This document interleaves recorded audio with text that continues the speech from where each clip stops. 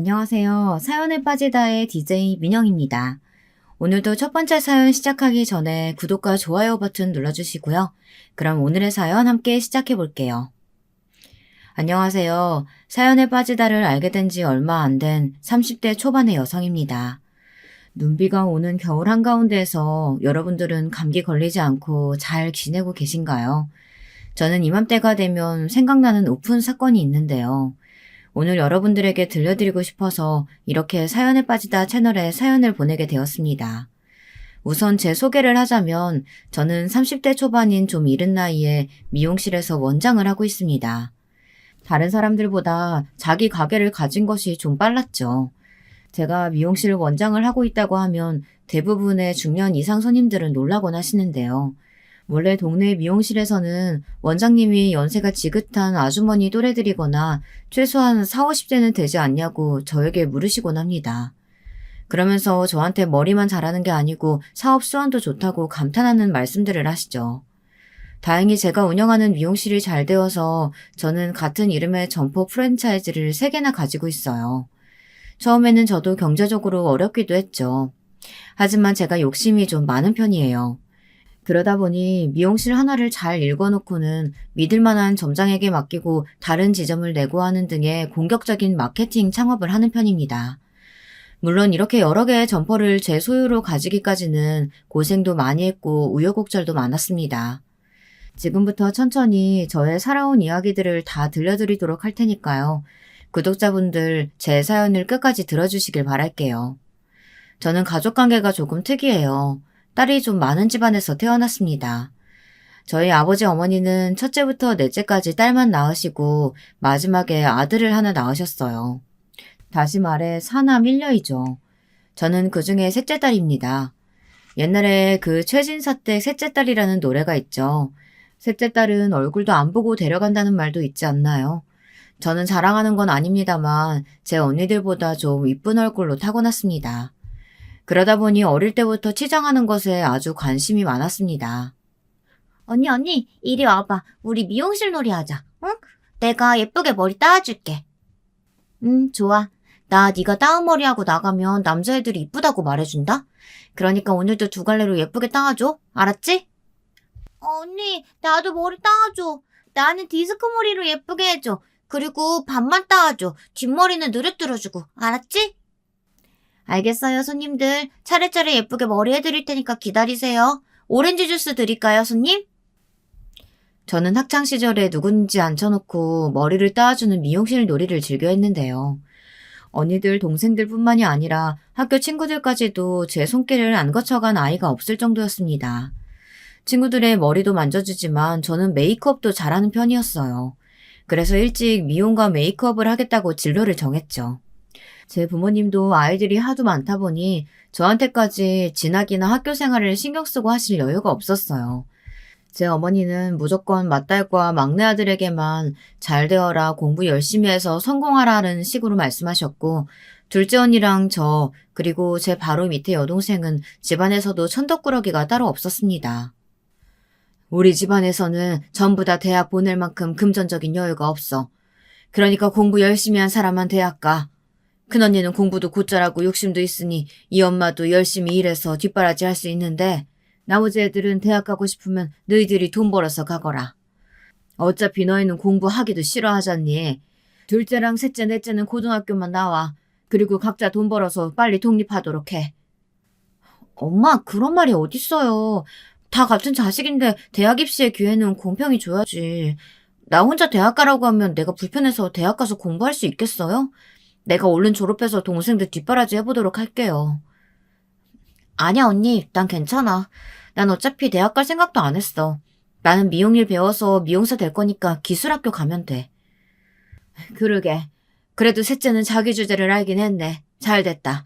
네가 일찍 돈 벌어서 막내 동생 대학 등록금 좀 대라. 그렇다고 저희 부모님께서 아동학대를 한다거나 아파도 안 돌봐주시고 밥도 안 주는 그런 종류의 방임은 아니었어요. 하지만 둘째 언니나 저나 다른 형제들보다 공부를 잘하지 못했던 건 사실이었으니까요. 그런데 아이러니한 사실은 말이죠. 우리 부모님 자식들 중에 제일 성공한 게 바로 천덕꾸러기였던 저라는 것이었습니다. 그리고 둘째 언니는 항공사 승무원이 되어서 멋있는 제복을 입고 세계를 비행기 타고 누비는 그런 직업을 가지게 되었죠. 그것도 충분히 번듯하다면 번듯할 수 있고요. 항공사 승무원이 워낙에 경쟁률이 높잖아요. 그런데 제 언니에게는 타고난 이쁜 얼굴과 날씬한 몸매가 있었거든요. 그래서 둘째 언니는 대한항공 승무원으로 근무하고 있어요. 지금까지도 잘 다니고 있죠. 그리고 기장님과 결혼해서 잘 살고 있습니다. 둘째 언니가 형부와 같은 비행기를 타는 날에는 둘이 도착지에 가서 데이트도 하고 맛있는 것도 먹으며 부러운 인고 커플이 따로 없답니다. 그 두 사람을 보면 저도 빨리 결혼하고 싶은 생각이 들 정도죠. 하지만 큰언니는 아직도 부모님 그늘에서 번듯한 자기 직업도 없이 어머니가 운영하시는 식당에서 아르바이트를 하고 있어요. 대학을 졸업한 후 여러 군데 취업 면접도 보고 공무원 시험에도 도전해봤지만 이상하게도 큰언니는 잘 풀리지를 못했습니다. 마흔이 다 되어가는 나이인데 큰언니는 결혼도 못하고 어머니 식당에서 알바만 하면서 정말 잉여 인간으로 지내고 있어요. 그래서 어머니는 큰언니만 보면 대학 등록금 아깝다는 잔소리를 퍼부어대곤 하시죠. 큰언니는 그렇고 둘째 언니는 승무원, 저는 미용실 원장을 하고 있고 넷째 여동생은 파티셰를 하고 있어요. 그 애도 처음부터 부모님이 대학을 안 보낸다고 했는데요. 그 애는 욕심이 많아서 자기가 돈 벌어서 꼭 대학을 가고 말겠다고 아예 선언을 하더라고요. 그러더니 어릴 적부터 좋아하던 케이크와 과자 만드는 일을 배우기 위해 일본으로 유학까지 갔다 왔답니다. 그것도 자기가 열심히 알바하고 번 돈으로 말이죠. 그렇게 1년간 일본 도쿄 과자점에서 문화생 생활을 했거든요. 전문대도 자기 힘으로 졸업했고 유학도 자기 돈으로 갔다 왔으니 부모님도 그 애가 하고 싶다는 걸 말리지도 못했죠. 처음에는 어머니도 큰언니가 하고 있던 식당 아르바이트에 넷째 동생도 끼워 넣으려고 했는데요. 넷째는 단호하게 그건 절대 싫다고 하면서 자기는 자기 하고 싶은 대로 파티셰가 되겠다고 하더라고요. 넷째야, 언제까지 큰언니 식당 알바만 하게 할 순 없으니까 언니 공무원 시험 도전하게 네가 대신 식당에 나와서 일해라. 너 어차피 그 과자 만드는 일보다 오히려 엄마가 운영하는 식당 물려받으면 더 좋잖아. 안 그래? 엄마, 난 엄마 아빠가 도와주지 않아도 내 혼자 힘으로 언젠가 유명한 과자점을 낼 거야. 그러니까 나한테 엄마 식당 나가서 일이나 하라고 말하지 마세요. 알겠죠? 난 집안에서 도움받는 거 하나도 없으니까 내가 하고 싶은 일 할 거야. 아휴, 얘는 누구 닮아서 이렇게 고집이 센지. 그래, 알았다. 내가 다른 아르바이트 알아보마. 이렇게 제 넷째 동생 역시 자기 생각이 확고한 아이였습니다. 저희 부모님이 방임주의로 키우신 덕분이라고 한다면 어쩌면 그럴 수도 있겠네요. 지금 와서야 말이지만 그때는 저렇게 고등학교 나와서 돈 벌라고 말씀하신 어머니께 남몰래 서운한 마음도 있었는데요. 이제는 그 덕분에 우리 자매들이 다들 성공한 인생을 살고 있다고 자부할 수 있는 위치가 되었으니 오히려 감사를 해야겠네요. 지금은 넷째 동생은 서울의 유명 호텔 제과부에서 셰프로 일하고 있어요. 디저트 장인이라는 별명도 얻었고요. 29 나이에 어디서 디저트 장인이라는 칭호를 얻을 수 있겠습니까? 넷째 동생의 대학 졸업한 친구들은 이제야 신입사원인 친구들도 많고 기껏 대기업 들어가봐야 사원이나 대리급 정도 되는데요. 동생은 그 애들보다 훨씬 돈도 잘 벌고 유명세도 얻었으니 인생에서 대학이 전부는 아닌 것이 맞는 듯합니다. 저 역시 미용실을 차려서 어느 정도 돈을 번 후 나중에 대학에 들어간 케이스인데요. 저는 미용학과 석사 과정까지 마치고 지금은 교수로 재직하고 있습니다. 전문대학교 뷰티학과에서 학생들을 가르치고 샵도 3군데나 운영하다 보니 정말 눈코 뜰 새 없이 바쁘거든요. 그래서 그런지 저는 연애를 해도 그다지 길게 가지를 못하는 성격이었어요. 남자를 만나는 시간도 사실은 아까워서 말이에요. 제 머릿속에 남자보다는 어떻게 하면 샵을 크게 키울까, 재능 있는 인재를 데려와서 우리 미용실에 취직을 시킬까 그런 생각뿐이었거든요. 그렇게 제 쪽에서 다가오는 남자들을 퇴짜놓거나 연애를 한다 해도 한두 달 만나고 나면 그 사람의 어떤 면도 저에게 매력으로 다가오지 않더라고요. 그래서 저는 거의 솔로 생활을 길게 한 편입니다. 그런 저에게 친구들이나 미용실 선배들이 남자를 소개해주려고 난리들을 쳤었어요. 하지만 저는 이제 아예 철벽을 치는 게 낫겠다 생각하게 되었죠. 그만큼 연애란 제 인생에서 순위가 낮은 선택지였습니다. 남자를 만나는 시간도 아깝고 그 시간에 돈이나 벌고 싶은 마음밖에 없었으니까요. 손님들 머리 스타일 생각, 샵 운영에 관한 생각들로 머릿속이 꽉 차서 남자 생각할 겨를이 없었어요. 그러다 보니 제가 좋다고 껄떡거리던 남자들은 자연스럽게 저한테 흥미를 잃고 떨어져 나가게 되었습니다. 그러면 저는 더 잘됐지 하면서 자유로운 솔로 생활을 만끽하는 편이었습니다. 그런데 어느 날 저에게도 연애 감정이라는 것이 찾아오게 될 줄은 몰랐습니다. 제가 남자친구를 만나게 된 계기는 저희 미용실 단골 손님이시던 수더분한 아주머니 덕분이었는데요. 그분은 오실 때마다 저에게만 머리를 하겠다고 고집을 부리시는 분이었어요. 워낙 예전부터 다니던 단골 손님이어서 저는 바쁜 와중에도 그분 머리는 꼭 케어를 직접 해드렸죠. 그 아주머니는 매번 머리 스타일이 똑같게 해달라고 하시는 분이었는데요. 제가 여러 스타일 제안을 해드려도 듣지는 않으셨어요. 아, 미용씨, 오늘도 나왔어. 어머, 오셨어요? 오늘도 단발머리에 웨이브 파마시죠? 난 이게 제일 나같고 편하더라고.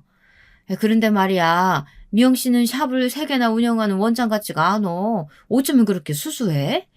내가 미용씨 같으면 차도 엄청 좋은 거 타고 남자들도 만나고 할 텐데. 결혼하고 싶은 생각은 없어?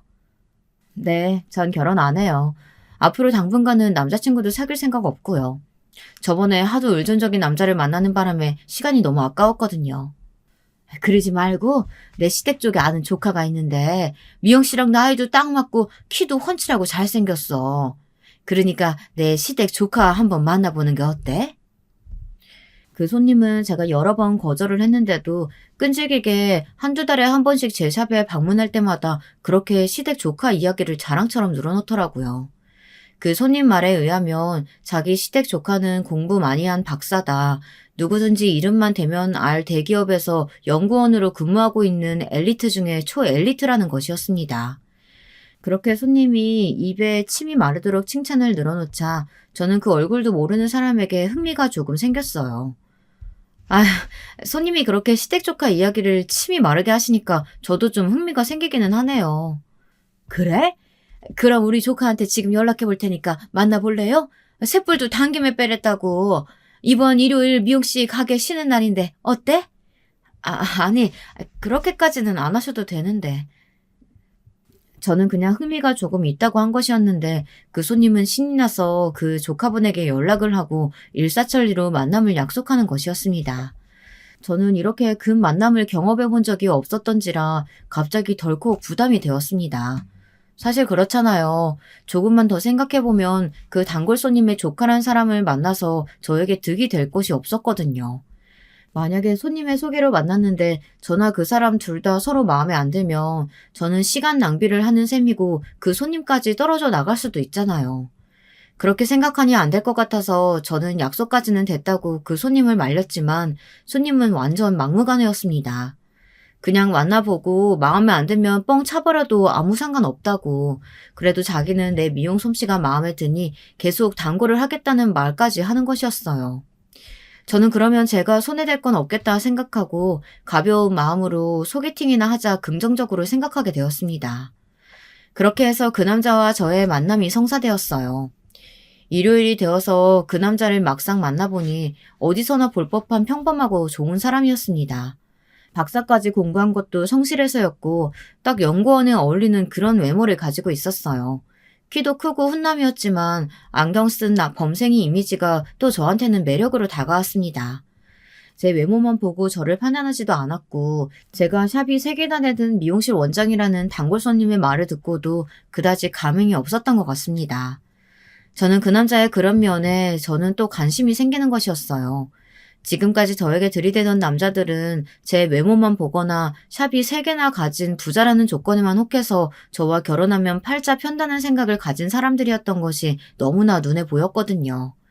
그런 속내를 알게 되면 속물처럼 보여서 저는 그 남자들이 꼴보기 싫어졌고요. 하지만 그때 만난 저의 남자친구는 달랐습니다.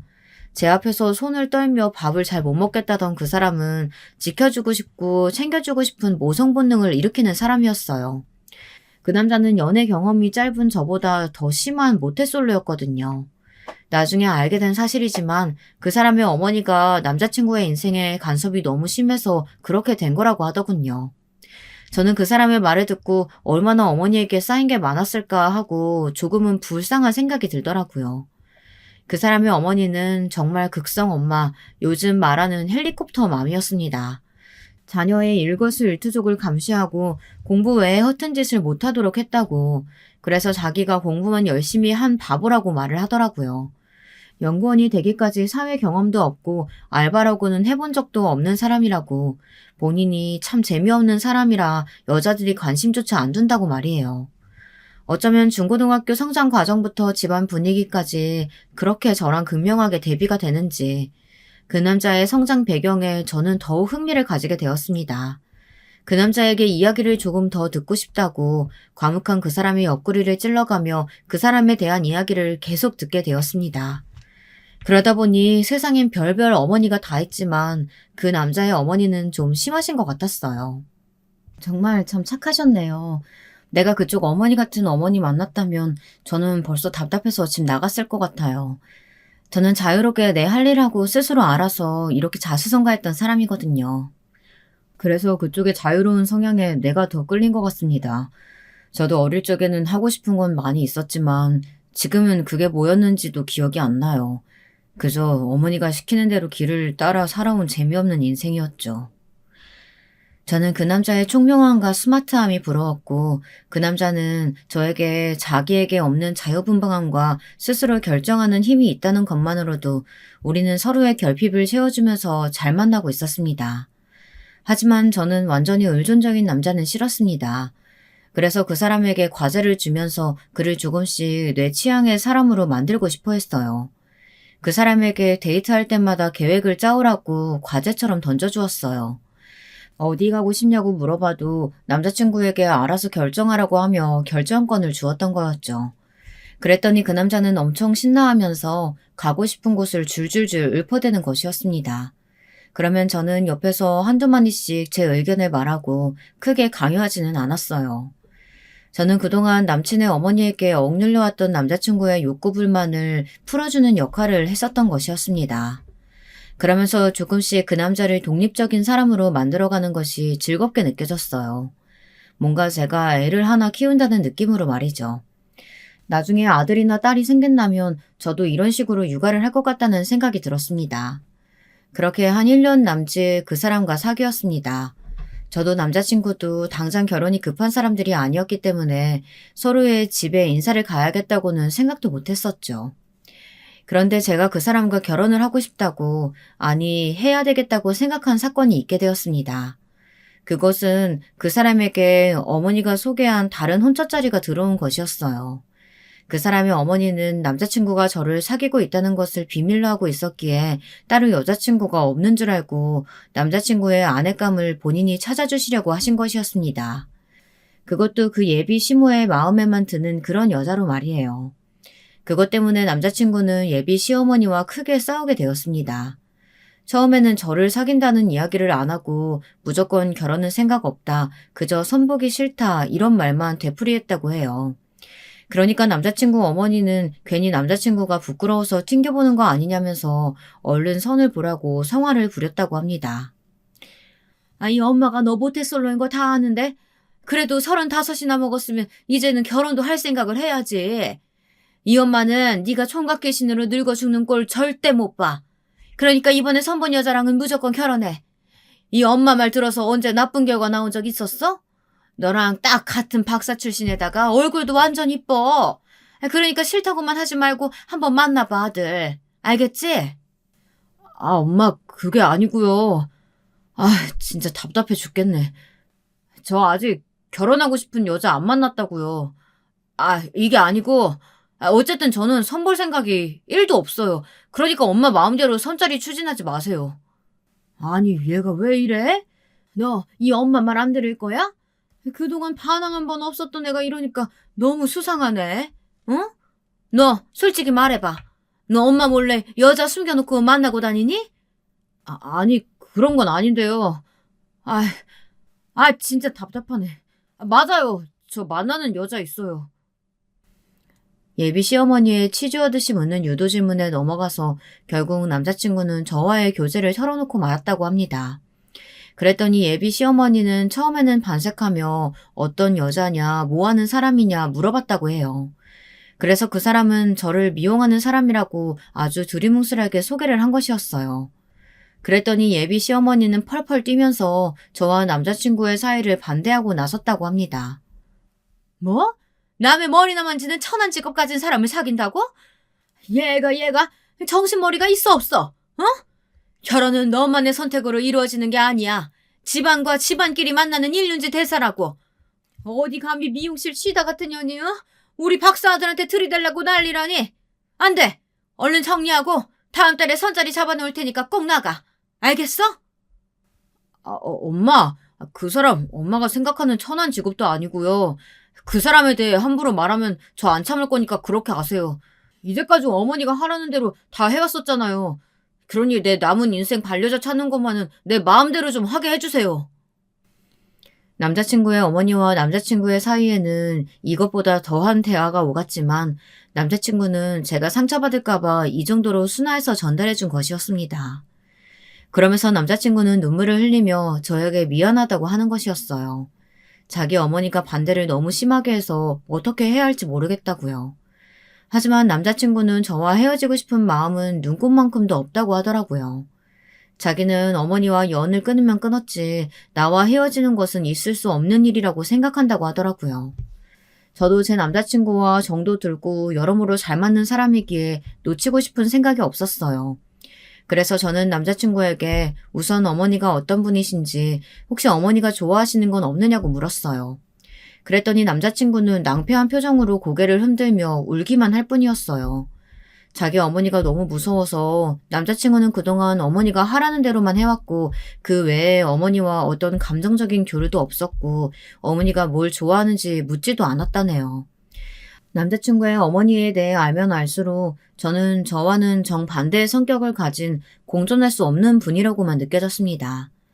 그때서라도 이 남자와 이별을 했었어야 하는데 저는 편협한 생각을 가진 예비 시어머니는 제 소신 발언으로 바꿔놓을 수 있다고 아주 호기롭게 생각했던 거였습니다. 자기야, 내가 당신 어머니 한번 만나볼게.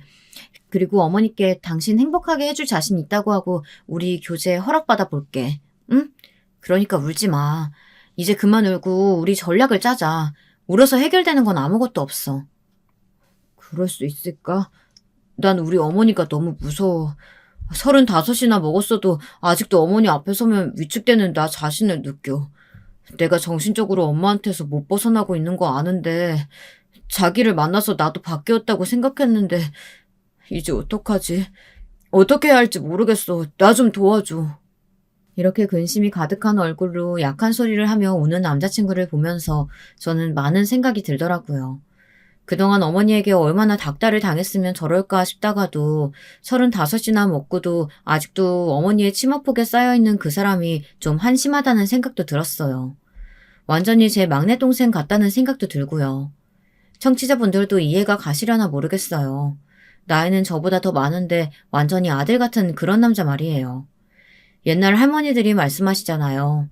남자는 나이를 몇 살 먹든 다 애 같다는 말이요. 패닉에 빠진 남자친구를 보면서 그게 무슨 뜻인지 알 것 같았습니다. 어쨌든 저는 그 사람의 어머니를 한번 만나보게 해달라고 남자친구에게 부탁해 놓았습니다. 남자친구는 비장하게 고개를 끄덕이며 저에게 자기 어머니 마음 좀 돌려달라고 이야기를 했습니다. 그랬는데 시간이 서로 맞지 않다 보니 저와 남자친구조차 서로 못 만나게 되는 것이었습니다. 일이 꼬이려고 그랬는지 몰라도요. 우리가 만나지 못하고 있었던 몇 주 동안 남자친구는 집에서 예비 시어머니에게 계속 손을 보라고 강요를 당하고 있었다고 하더군요. 그걸 또 저한테 면목이 없어 말하지 못하고 계속 속으로만 끙끙 앓고 있었나 봐요. 그렇게 서로 어긋나기만 하던 날들이 지나고 어느 날 저는 강남 본점에 있다가 3호점에 갈 일이 있어서 마포에는 3호점을 찾아가는 중이었어요. 막 차를 타고 가서 마포점 앞에 세웠는데 저희 가게 앞에서 어떤 늑수그레한 부인이 유리문 안쪽을 막 들여다보고 있었습니다. 저는 그 사람이 누굴까 생각하며 옆으로 다가가 상냥하게 말을 걸었어요. 아주버니, 여기서 뭐 하세요? 머리 하시려고요? 그럼 들어가시지 왜 밖에 서 계세요? 아, 이 미용실에 머리하러 온 사람이에요? 아가씨, 그럼 혹시 여기서 일하는 박미영이라는 사람 알아요? 이 미용실 직원이라던데. 그 부인은 제 이름을 알고 있었습니다. 저는 혹시 단골 손님에게 나를 소개받아 머리를 하러 오신 분인가 해서 그분에게 같이 들어가자고 하였습니다. 어머, 저를 어떻게 알고 찾아오셨어요? 제가 박미영인데요. 미용하러 오셨으면 어서 들어가세요. 제가 예쁘게 해드릴게요. 오호라, 네가 박미영이야? 네 년이 우리 박사 아들 꼬셔서 팔자 좀 펴보려는 년이었구나. 이리 와, 어딜 도망가? 야, 이년아, 우리 순진한 아들 어떻게 꼬여냈는지 몰라도 우리 아들은 박사 며느리한테 장가갈 거야. 그러니까 당장 우리 아들이랑 헤어져. 제가 이름을 말하자마자 그 부인은 얼굴을 마구 일그러뜨리더니 막 욕을 하시면서 다짜고짜 제 머리채를 잡아 뜯으려고 하셨어요. 하지만 저는 반사신경이 좀 좋은 편이었거든요. 그래서 그 예비 시어머니의 우악스러운 손길을 피해 그분의 손목을 잡아쳤습니다. 저는 정말 갑자기 돌변해서 저에게 해코지하려는 예비 시어머니가 너무 괴물 같고 무서웠습니다. 저는 간신히 정신을 수습하고 좋은 말로 남자친구 어머니를 달래려고 했습니다. 하지만 아무런 소용이 없었어요. 철수 씨 어머니셨어요? 이거 놓고 진정 좀 하시고요. 제 말 좀 들어보세요. 어머니, 제가 손 놔드릴 테니까 저한테 달려들지 마시고요. 뭐야? 이거 안 나이년이? 어디 어른이 말씀하시는데 가르치려고 들어? 그 입으로 우리 철수 이름은 왜 불러? 이년아, 다 필요 없고 우리 아들하고 당장 헤어지라고. 어머니 그만 좀 하세요. 이거 놓으시라고요. 사람 살려. 제가 그분의 손목을 놓자 예비 시어머니는 번개같이 제 머리채를 잡았습니다. 제가 긴 머리를 하나로 닦고 있어서 뒤통수가 얼얼하도록 머리카락이 뒤로 당겨지는데 눈물이 찔끔 났어요. 그래서 저는 살려달라고 소리를 치자마자 마포점 직원들이 우르르 달려나와 저와 예비 시어머니를 떼어놓았습니다. 그리고는 키 큰 남자 직원이 예비 시어머니 앞을 턱 막아서며 소리쳤어요. 아줌마, 도대체 누구신데 우리 원장님한테 행패를 부려요? 당장 이 앞에서 떠나요. 안 그러면 저 경찰 부르겠습니다. 뭐라고? 원장? 이렇게 젊은 년이 무슨 원장이야? 너 지금 거짓말하는 거지? 박명 인연이 시켰냐? 남자친구 엄마 오면 저한테 원장이라고 부르라고 시킨 거야? 이 아줌마가 무슨 소리를 하시는 거야? 우리 원장님 진짜 이 미용실 원장이에요. 그리고 강남이랑 마포, 숲대 앞에 똑같은 미용실을 3개나 운영하고 계시고요. 뭐야, 제대로 알지도 못하면서 잡들이 하러 온 거야? 기가 막혀서. 여기서 시비 털지 말고 집에 들어가서 잠이나 자요, 이 무식한 아줌마야. 남자 직원의 말을 듣고 예비 시어머니는 머리를 한 대 맞은 것처럼 멍해졌나 봐요. 표정이 점점 더 일그러지더니 믿고 싶지 않았는지 큰 소리로 다시 고함을 치셨습니다. 니년이 정말 이 미용실 주인이라고? 고등학교밖에 못 나온 가방끈도 짧은 년이? 어떤 여행으로 미용실을 차려서 돈 벌었는지 몰라도 우리 아들은 박사라고. 진짜 엘리트라 말이야. 너 같은 멍청한 년하고는 급이 달라. 그러니까 우리 아들 앞에서 알랑거리지 말고 꺼져. 저는 예비 시어머니의 이런 막말을 듣자 정말 기가 막혔습니다. 그러나 저희 미용실 직원들은 팔짱을 끼고 예비 시어머니를 마음껏 비우셨습니다. 처음엔 풋하는 웃음소리가 들리더니 직원들이 하나둘 손뼉을 치며 예비 시어머니에게 손가락질을 해댔습니다. 이 아줌마 진짜 웃기시네. 누가 그래요? 우리 원장님 고등학교밖에 안 나왔다고? 보나마나 선입견이지, 뻔해. 우리 원장님 뷰티학과 교수거든요? 뭘 알고 덤벼야지. 이 무식한 아줌마야. 댁내 아들이 얼마나 많이 배웠는지 몰라도 박사과정이면 아직 교수도 아니잖아. 학생 주제에 우리 교수님한테 대들어? 진짜 어이가 없어서. 뭐라고?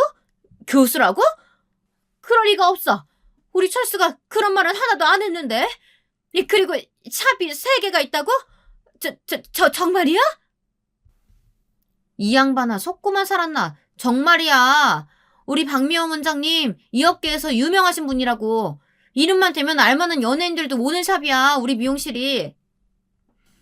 몇몇 직원들은 휴대폰을 꺼내더니 우리 대화들을 다 녹음해놨다고 하며 저에게 저 아줌마를 경찰에 신고해도 되냐고 묻는 것이었어요. 저는 너무나 머리가 아팠습니다. 그래서 직원들에게 머리를 흔들면서 아니라고 참으라고 말하며 손사래를 쳤습니다. 그리고는 바로 남자친구에게 문자를 보냈어요. 어머니가 지금 내 샵 앞에서 행패를 부리고 계시다고요. 그랬더니 남자친구는 바로 저에게 전화를 했더라고요. 자기야, 정말 미안해. 우리 엄마가 거기까지 가서 행패를 부릴 줄은 몰랐어. 정말이야. 내가 금방 우리 엄마 데리러 갈 테니까 당신은 상대하지 말고 꽁꽁 숨어 있어. 우리 엄마 눈 돌아가서 무슨 짓 하실지 몰라. 그러니까 절대 상대하지 마. 어? 저는 남자친구가 말하는 내용을 전부 스피커폰으로 하여 어머니에게 들려주었습니다. 그랬더니 예비 시어머니는 갑자기 얼굴이 벌개지시더니 남자친구에게 소리를 버럭 질렀습니다. 야, 김철수! 너 미쳤어? 어떻게 엄마한테 이런 망신을 줘? 내가 눈이 돌아가긴 왜 돌아가? 네가 우리 박사 며느리랑 손 안 본다고 하니까 이 엄마가 인연 떼어내려고 온 거잖아. 진작에 인연이랑 헤어졌어 봐. 이런 일이 왜 생겨? 엄마, 우리 미영 씨한테 쌍욕하지 마세요. 무식하게 인연전연하는 그런 분이었어요? 정말 엄마한테 실망했어요. 교양머리 없이 어떻게 내 여자친구한테 그런 짓을 해요? 저 이제 다시는 엄마 얼굴 안 볼 거예요. 오늘부로 나 집 안 갈 거니까 그런 줄 아세요. 남자친구는 자기 어머니에게 정말 화가 났고 실망한 것 같았습니다. 전화가 끊기고 정말 날듯 달려온 남자친구는 아직도 기세등등해서 제게 행패를 부리려던 어머니를 거의 끌고 가다시피 했어요. 그리고는 저에게 나중에 다시 얼굴 보고 사과하겠다고 말했습니다. 뭔지 번개처럼 모든 일이 폭풍 휘몰아치듯 일어났기 때문에 저는 이게 정말 현실인가 싶었어요. 지금 꿈을 꾸고 있나, 그럼 이게 나쁜 꿈이겠지 하는 생각하면서 현실 도피를 해봤어요. 하지만 제가 폭언을 들은 것도 예비 시어머니에게 머리채를 잡혔던 것도 결코 꿈은 아니었습니다. 저는 저절로 눈물이 나왔어요. 아무리 제 남자친구가 사랑스럽고 좋은 사람이라고 해도 저런 미친 성격을 가진 시어머니랑은 도저히 같이 지낼 수 없었습니다. 저는 정신없이 화장실로 뛰어가서 소리를 죽여 울었습니다.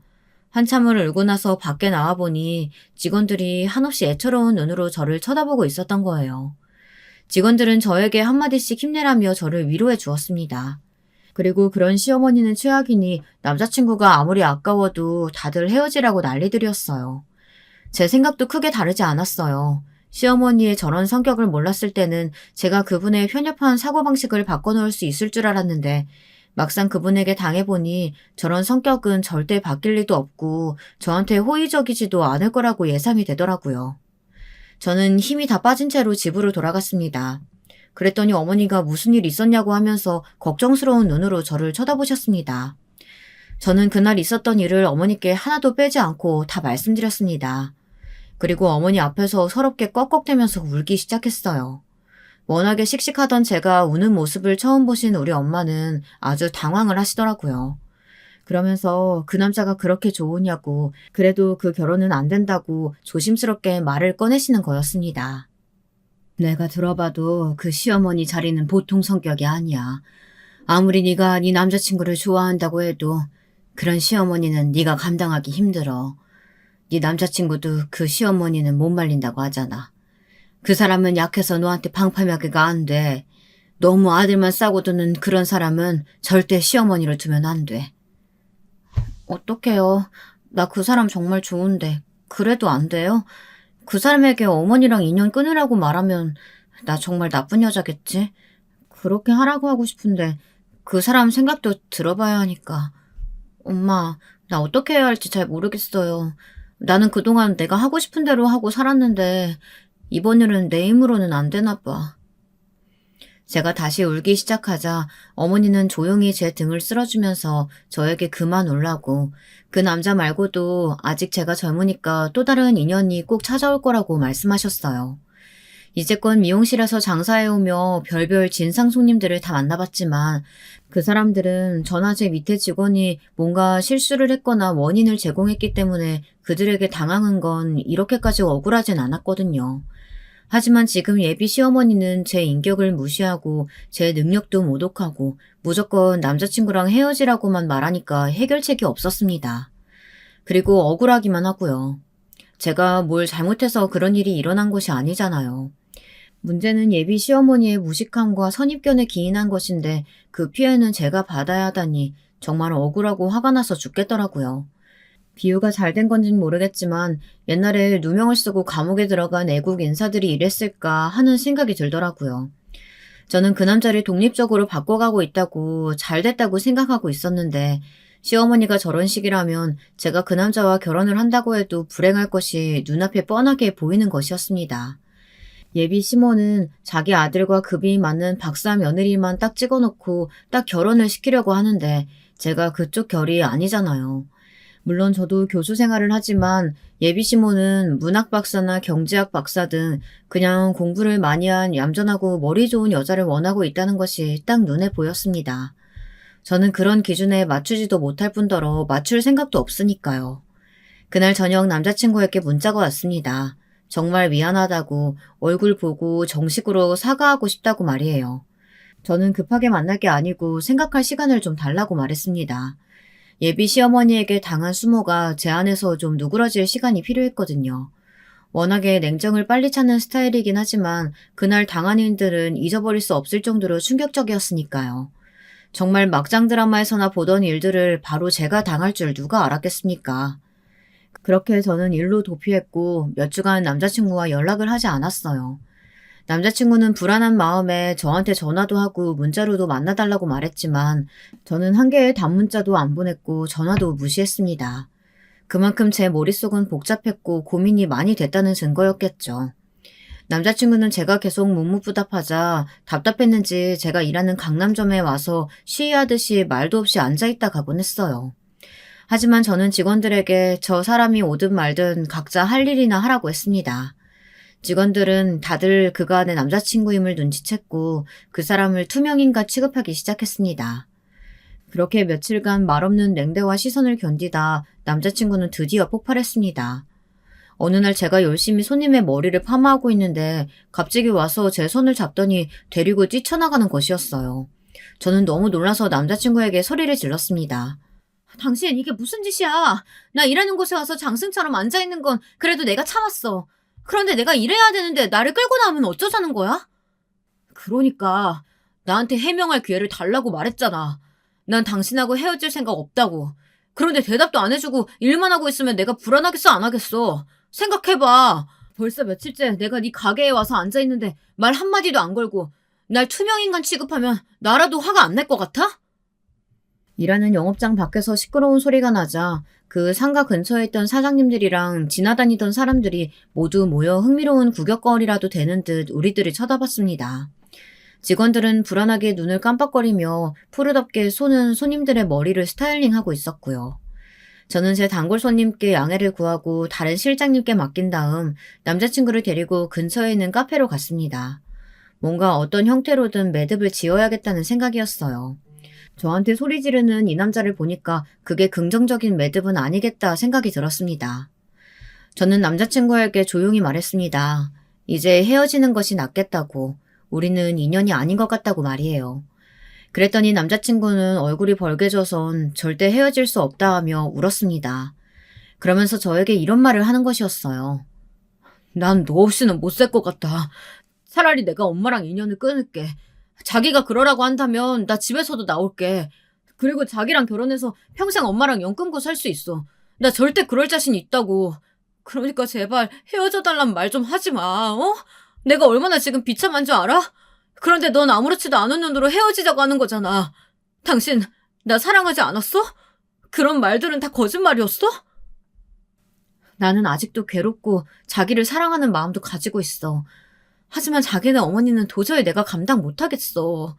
그 전에 내가 자기 어머니 바꿔놓겠다고 했던 말 정말 미안한데 못할 것 같아. 나는 그렇게 무대뽀에 무례하고 아들만 싸고 도는 시어머니 옆에서 고생하고 싶지 않아. 미안해. 그럼 안녕. 저는 남자친구의 앞에서 하고 싶은 말들을 토해내듯 쏟아내놓고는 이별을 고한 채 도망쳐 나왔습니다. 남자친구는 저를 잡을 생각도 못하고 고개를 떨군 채로 울고만 있었습니다. 저는 독한 마음을 먹고 남자친구의 연락처를 지웠습니다. 그리고 정말 일에 미친 사람처럼 더 공격적인 마케팅으로 6개월 후 또 다른 미용실을 하나 냈습니다. 그리고 시간 강사였던 대학을 떠나 저를 전임으로 써주겠다고 하는 다른 대학으로 옮겨 일주일에 2번 강의하는 교수에 샵 4개를 돌리는 전문 운영자가 되었습니다. 제가 정말 워커홀릭처럼 몸도 돌보지 않고 일만 하니까 제 부모님은 저를 걱정하시더라고요. 일생의 첫 연애였고 사귄 지도 1년이 넘은 정말 사랑하는 사람이었는데 그 사람을 제 손으로 잘라냈으니 저도 어찌 괴롭지 않겠습니까? 게다가 저나 남자친구나 둘만의 이유로 헤어지는 것도 아닌 시어머니일 될 분의 무례한 행동으로 억지로 이별을 했으니까요. 저는 정말 이해도 안 되고 아직도 억울한 마음이 가시지 않았어요. 도대체 한국 시어머니들은 왜 그렇게 쿨하지 못한지 말입니다. 모두 다 그런 성격은 아니겠지만요. 21세기가 시작되고도 얼마나 지났는데 아직도 조선시대 같은 생각에 갇혀 사는 예비 시어머니 같은 사람은 정말 불쌍하고 황당하기가 짝이 없었습니다. 요즘 같은 때도 사람을 직업이나 대학 학력 따위로 급을 나누고 멸시한다는 것 자체가 제대로 된 인성을 가진 사람은 아니겠죠. 그깟 박사학위가 뭐라고 사람을 그렇게 남들 앞에서 쪽팔리게 하고 얕잡아 볼 수 있는 건가요? 여러분들은 제 예비 시모 같은 사람이 이해가 되시나요?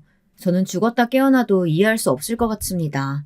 제가 그렇게 자라나지 않아서인진 모르겠지만 그런 생각은 애초에 잘못되었다고 봐야 옳겠죠. 인간은 모두 평등한 위치에 있는 자유 대한민국인데 어쩌면 저의 예비 시모였던 분처럼 말도 안 되는 권위의식에 쩔어있는 사람이 생각보다 아주 많을 거라 생각하니 이 사회가 두려워지기도 합니다. 그래서 전 한국이 싫습니다. 그리고 한국 사회에서 결혼은 할 수 없을 것 같네요. 지금 생각으로는 어디 멀리 호주 같은 곳에 이민이라도 가서 자유롭게 살고 싶습니다. 저에게는 미용 기술이라는 무기가 있으니까요. 사람을 계급 나누듯이 레벨링해서 자기보다 낫다고 생각하고 얕잡아보는 그런 사회 분위기에선 저 같은 자유로운 영혼은 정말 견디기가 힘이 듭니다. 저는 한 번도 해외를 나가본 적이 없어서 그런 자유로운 분위기가 좋아 보이더라고요. 상냥하게 인사하지만 그 이상은 파고들어 알려고 하지 않는 사람들. 사람 사이에 선은 지키면서 사는 그런 게 어려운 건가요? 그런 생각도 듭니다. 특히나 한국 사회에서는 정의라는 이름으로 알지도 못하는 사람들이 오지랖을 부리기도 많이 하는 것 같습니다. 도와달라고 말하지도 않았는데 정말 가르치듯이 이건 이렇게 해야 한다, 저건 저렇게 해야 한다고 말하며 제가 그 말대로 하지 않았다고 또 저주라도 하듯 하는 몇몇 생각 없는 사람들을 보면 정말 한심합니다. 정말 어른답게 존경을 받으려면 필요할 때 현명한 조언을 해주는 것이 필요한 사람의 덕목 아닌가요? 여러분은 어떻게 생각하시나요? 나이만 먹었다고 다 어른 같지가 않듯이 제 예비 시모 같은 어른들이 이 나라에 좀 많이 있는 것 같습니다. 뭐 안 그런 분들도 많으시겠죠.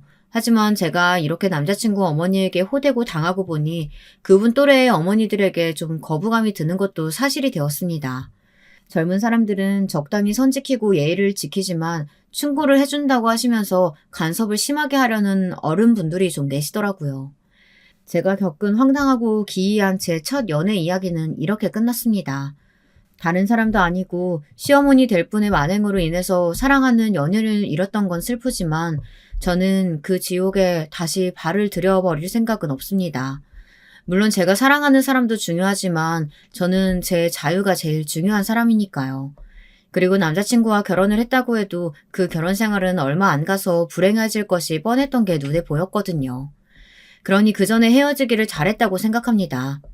저의 우픈 사건으로부터 벌써 1년이 지났네요.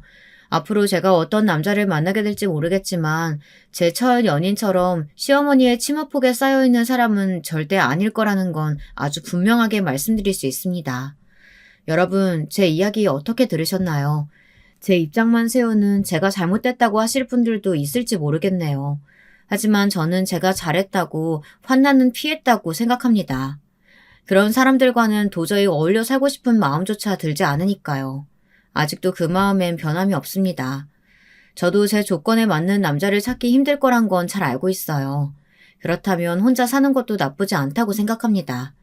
남사친도 사귀고 그렇다고 해도 질투할 연인을 갖지 않는다는 것도 나름대로 현명한 방법이라고 생각하니까요. 날씨가 많이 추워졌습니다. 이런 때에 연인이 없는 것이 조금 외롭기는 하지만 저는 자유롭게 살기 위해서 한 사람에게 묶이고 싶은 생각은 아직 없습니다. 제 영혼을 흔들 만한 남자를 아직 못 만나본 것으로 하죠. 여러분, 북극 한파에 감기 조심하시고요. 그럼 안녕히 계세요. 여러분, 두 번째 사연 시작하기 전에 좋아요, 구독 꼭 눌러주실 거죠? 그럼 두 번째 사연 바로 시작합니다. 안녕하세요. 저는 서울에서 남편과 둘이 사는 50대 여성입니다. 저는 매일 아침에 산책하는데 그때마다 사연을 들으며 하고 있어요. 너무 재밌어서 산책이 예상보다 길어질 때도 많고 재밌는 사연은 남편과 공유하며 아주 잘 듣고 있답니다. 매번 듣기만 하다 이제 제 사연도 한번 제보하고 싶어서 용기를 내보려고 해요. 대한민국 50대들은 사실 누구나 사연이 하나씩은 있을 텐데 제 사연도 역시나 시댁과 관련된 내용입니다. 우선 저는 저를 낳아주신 생물학적 엄마를 몰라요. 친할머니 말로는 저를 낳고 엄마 아빠가 가난하다고 도망가셨다고 합니다. 그런데 아빠는 일하다 제가 유치원 때 돌아가셔서 저는 아빠에 대한 기억도 별로 없습니다. 그렇게 아주 어릴 때부터 친할머니 손에 자랐는데 아무래도 수입이 일정하지가 않아 할머니가 많이 고생하셨어요. 할머니는 제가 유일한 손주라고 얼마나 없는 살림에 부족하지 않게 저를 키우려고 노력을 많이 하셨는지 몰라요.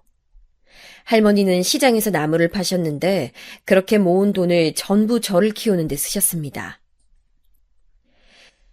제가 고등학교를 졸업하고 바로 공장으로 들어가서 돈을 벌었는데 할머니는 그때도 어린 제가 공장에 들어가서 일하는 게 너무 속상하시다며 반대하셨어요.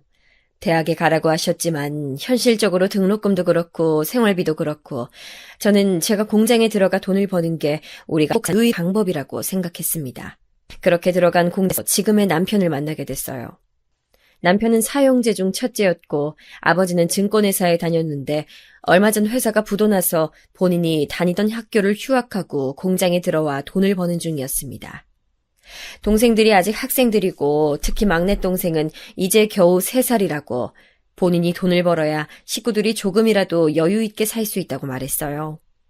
저와 남편은 일부러 남아서 잔업도 하고 같이 쉬는 시간에 대화하고 일도 도와주다 그렇게 사귀게 되었고 결혼까지 이어졌습니다. 우리 할머니는 제가 결혼한다고 하니까 저 몰래 모은 돈을 저에게 주시며 혼수를 하라고 하셨는데 저와 남편은 돈을 모으기 위해 시댁에서 살 예정이라 거절했어요. 할머니는 제가 결혼하니까 그래도 다 키웠다는 마음이 드셨는지 좋아하시면서 한편으론 저에게 계속 더 잘해주지 못해서 미안하다고 하셨습니다. 저는 사실 결혼할 때 되게 망설였는데 제가 결혼하게 되면 할머니는 혼자 사셔야 하니까 그게 참 마음속으로 걸리더라고요. 제가 그렇게 고민하는 것을 시댁에서도 아셨는지 차라리 남편 보고 우리 집으로 가서 살라고 하셨는데 저와 할머니가 살던 곳은 단칸방이어서 셋이 살 수는 없는 환경이었어요. 대신 자주 찾아뵙자 하고 다짐하고 결혼하게 되었는데 결혼하고 나니까 남편 집 상황도 저희처럼 진짜 막막한 상황이었습니다. 사실 우리 부부의 사정만 힘들었던 게 아니고 그 당시 대한민국 국민이 다 힘들게 살았잖아요. 이 사연을 듣고 계신 제 또래 그리고 우리 부모님 세대는 정말 다들 고생만 하셔서 어릴 때 얘기를 하게 되면 가슴이 아픕니다. 아무튼 그렇게 저는 시댁으로 들어가서 살게 됐는데 우리 세대 특징 중 하나가 시집살이잖아요. 그런데 저는 시집살이를 당한 적이 한 번도 없어요. 저는 남편이 없는 살림에 다정하고 친절한 사람이라 좋았었는데 그 성정은 시부모님도 그대로셨습니다. 시부모님은 우리 할머니에게 귀한 손녀를 보내주셔서 감사하다고 오히려 예단과 혼수를 받지 않고 친할머니에게 맛있는 음식을 대접하시고 선물도 주셨던 아주 고마우신 분들이세요. 지금은 이런 시댁이 더 많을 수도 있지만 사실 우리 세대의 그런 시부모님은 눈을 씻고 찾아봐도 없는 분들이셨거든요. 시부모님은 가난했지만 자식들에게 진짜 헌신적이어서 맛있는 게 있으면 무조건 자식들만 주시고 본인들은 드시지 않으셨어요. 시어머니는 특히 본인 자식들은 다 사내놈들이라 한 끼 안 먹어도 되지만 저는 여자니까 그러면 안 된다고 저를 항상 우선으로 챙겨주셨습니다. 그 당시 경제가 너무 어려워서 실직도 많이 했었는데 시아버지와 우리 남편이 2명이 공장에 가서 일하고 시어머니도 시장에 가서 일했는데 그래도 남편 밑으로 동생이 3명이니까 식구가 많아 참 생활이 힘들더라고요. 결국 시아버지는 배를 타서 돈을 많이 벌어오겠다며 지방으로 내려가시게 되셨습니다. 시아버지가 내려가시고 수입은 더 줄어서 저와 남편 그리고 시어머니는 고생을 많이 했습니다. 남편은 다니던 대학을 결국 중퇴했고 종일 공장에서 일했는데 그러면서 본인 동생들은 대학에 꼭 보낼 거라고 말하며 저축도 많이 했어요. 저는 집에서 살림했었는데 저는 외동이라 남자들이 그렇게 많이 먹는 줄 그때 처음 알았답니다. 또 막내 시동생이 너무 어려서 제가 계속 옆에서 돌봤는데 어찌나 손이 많이 간 줄 모르겠어요. 그러는 사이 남편의 둘째 동생이 성인이 되어 대학에 가게 되었고 집에서 나가게 됐습니다. 남편은 둘째 동생이 대학에 입학하자 너무 좋아했는데 저는 속으로 본인은 고생만 하고 동생들은 득만 본다고 생각했던 것은 사실이에요. 그래도 착한 남편은 셋째도 대학에 보낼 것이라고 어찌나 공장에서 잔업을 많이 했는지 모르겠습니다. 시아버지는 몇 달에 한 번 집에 오셨는데 오실 때마다 그래도 돈을 꽤 들고 오셨어요. 항상 저를 보시면 미안하다고 고생이 많다고 해주셨는데 저는 그래도 시댁 식구들이 다들 열심히 사니까 괜찮았습니다. 그런데 저한테 시련이 한 번 찾아오게 됐는데 바로 저를 키워주신 친할머니가 돌아가셨어요. 친할머니는 저를 키우느라 평생을 고생만 하시다 가셔서 이제 호강을 시켜드리려고 했더니 돌아가셔서 얼마나 하늘이 원망스러웠는지 모르겠습니다. 결혼하고 남편하고 자주 찾아뵙겠다고 말했지만 사는 게 너무 힘들고 바빠서 생각보다 자주 찾아뵙지 못했는데 그것도 아직도 제 마음속에 한으로 남아있어요. 우리 할머니가 돌아가시자 시아버지는 그 소식을 듣고 바로 지방에서 일도 하지 않으시고 올라오셔서 저를 위로해 주셨고 시어머니도 제가 정신을 차리지 못하고 있으니까 아무것도 하지 말라고 해주셨습니다. 장례식장에서도 그렇고 집에 와서도 제가 너무 슬퍼하니까 시어머니도 안타깝다고 저를 안아주셨어요. 사실 이때 시부모님께 많이 감사했고 그래서 제가 시댁에 더 잘한 것도 있습니다. 남편도 제가 계속 온전히 괜찮아질 때까지 옆에서 저를 돌봐줬어요. 저는 덕분에 정신을 차릴 수 있었고 더 적극적으로 시동생들을 챙겼습니다. 대학에 간 둘째 도련님에게 반찬도 가져다주고 셋째와 막내도 제가 빨래도 하고 밥도 차려주고 진짜 열심히 챙겼어요. 셋째 시동생은 그때 고등학생이어서 그래도 제가 빨래와 밥만 챙겨주면 됐지만 막내가 너무 어려서 하나부터 10까지 다 챙겨줬죠. 시어머니는 저에게 본인 자식들인데 제가 다 키운다고 너무 미안해 하셨지만 그 당시엔 다들 힘들게 살았으니 저도 꾹 참고 좋은 날이 오겠지 생각하며 버텼습니다. 그러다 둘째 도련님이 결혼하게 돼서 집을 마련해 주려고 남편과 시부모님은 또 없는 살림에 돈을 얼마나 탈탈 털었는지 몰라요. 그래도 동생 신혼집 마련해 줬다고 남편은 얼마나 뿌듯해하던지 저는 돈이 조금 없어도 어때요. 사람이 저렇게 바보처럼 착하고 정직하고 성실하니까 남편을 보면서 버틸 수 있었습니다. 그리고 셋째 시동생도 고등학교를 졸업하고 대학에 가게 되었고 집을 나가게 됐어요. 식구들이 2명이 줄어드니 조금 여유가 생겨 남편도 예전처럼 종일 공장에 있지 않아도 되는 줄 알았습니다. 그런데 정말 하늘도 무심하시지. 시어머니가 치매에 걸리셨어요. 시어머니도 평생 일하시고 고생만 하셨는데 치매가 오다니 저도 그렇고 가족들은 큰 충격에 빠지게 됐습니다. 시어머니는 저와 남편에게 본인이 염치가 없다고 그냥 빨리 죽고 싶다고 하셨는데 저는 어머니에게 그런 소리 하지 말라고 하며 간호를 시작했어요. 시어머니가 저를 평소에 시집살이를 시키셨으면 저도 당연히 그 힘들다는 병간호를 하지 않았을 거예요. 하지만 시어머니는 항상 저를 본인 아들보다 더 챙기셨고 우리 할머니가 돌아가셨을 때 감사하게도 아무것도 모르던 저를 위해 손수 나서서 장례도 해주시고 제가 힘들어하니까 먹고 힘내야 한다고 갈비찜도 해주셨던 분이세요. 치매 초기엔 정신이 아직 괜찮으셔서 우리 보고 본인이 빨리 죽어야 한다고 하셨는데 저는 처음으로 시어머니에게 화를 냈어요. 그렇게 치매에 걸린 시어머니와 막내 시동생 그리고 남편과 저는 한 집에서 살았는데 사실 지금 와서 생각해도 힘든 시절이었습니다. 둘째 시동생은 결혼해서 나가 살고 셋째 시동생은 대학생이니 우리 부부가 시어머니를 감당해야 했는데 생각보다 치매 환자와 같이 사는 게 되게 힘들더라고요. 시아버지도 시어머니의 치매 사실을 아시고 배 타는 일을 그만두고 올라오셨는데 현실적으로 돈이 부족하니까 결국 다시 내려가셨어요. 내려가시며 저에게 너무 얼굴 볼 낯이 없다고 막내를 데리고 가신다고 하시더라고요. 아버님, 저한테 미안하셔서 그러신 거라면 전 괜찮아요. 그냥 괜찮으니 두고 가세요. 아니다, 아가. 우리 집에 시집 와서 고생만 해서 내가 너무 미안해서 그래. 아니에요. 괜찮으니까 가서 아무것도 신경 쓰지 마시고 돈만 벌어 오셔요. 막내 시동생은 아직 초등학교도 들어가지 않은 아주 어린 아이였는데 제가 키우다 보니까 다들 저를 엄마라고 생각하더라고요. 그런데 다행이라고 해야 할까요? 저는 사실 아이를 가지지 못하는 몸이에요. 남편과 아이를 가지려고 많이 노력도 해봤지만 번번이 실패로 돌아갔습니다. 그래서 그냥 어느 순간 체념하고 막내 시동생을 제 아이처럼 키웠기 때문에 우려와 달리 저는 괜찮았어요. 동네에서 저보고 치매 시어머니 돌보면서 막내 시동생 업어 키운다고 이게 무슨 인생이냐고 저를 안타까워했지만 막상 저는 진심으로 견딜만 했고 그래도 소소하게 일상에서 행복하게 지내곤 했어요. 우리 막내 시동생이 순둥이라 사고도 치지 않고 조용하게 잘 자랐기 때문에 그렇게 제가 힘들지도 않았습니다. 남편도 저에게 미안하다고 항상 입버릇처럼 얘기하고 없는 살림이지만 본인이 희생하고 더 희생하며 살았기 때문에 저는 남들이 생각하는 것처럼 힘들지 않았고 괜찮았어요.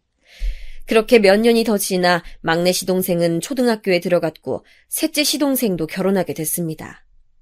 남편은 동생들에게 정말 헌신적이어서 대학도 보내고 결혼까지 시켰는데 사실 동생들은 그렇게 남편을 생각해주지 않았어요. 그래도 둘째 시동생은 아이를 낳아 대를 이어주었기 때문에 저는 속으로 그거면 됐다고 생각했답니다.